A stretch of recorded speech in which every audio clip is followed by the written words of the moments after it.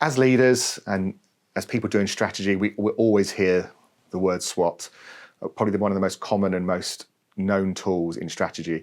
SWOT standing for strengths, weakness, opportunities, and threats. Now, I think for me, a SWOT often is a bit of a so what.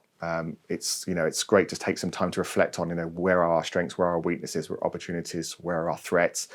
But often I see that kind of where it ends. And actually, so what we need to do with the SWOT is move it forward into something that's useful for us that we can then use. And that's where the strategic SWOT comes in.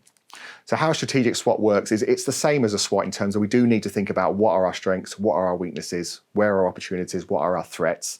We need to list those down as we do on this matrix here.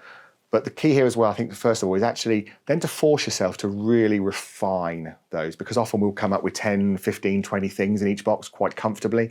But if you were forced just to go to 3, and I would say probably my advice would be 5 maximum, what would they be?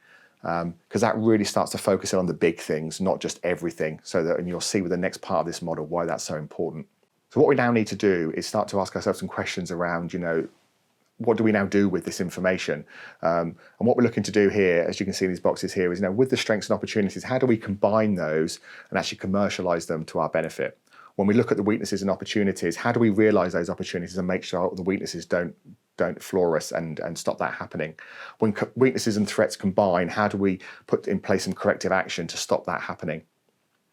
And with the threats and the strengths, how do we use those strengths to overcome the threats? So what you'll see here is there's basically 4 strategic questions when these boxes combine that you can use to actually then think about some real action you can take or some things that you can explore to not have strengths, weakness, opportunities, and threats that are just statements that, yes, they're factual, but they're a so what.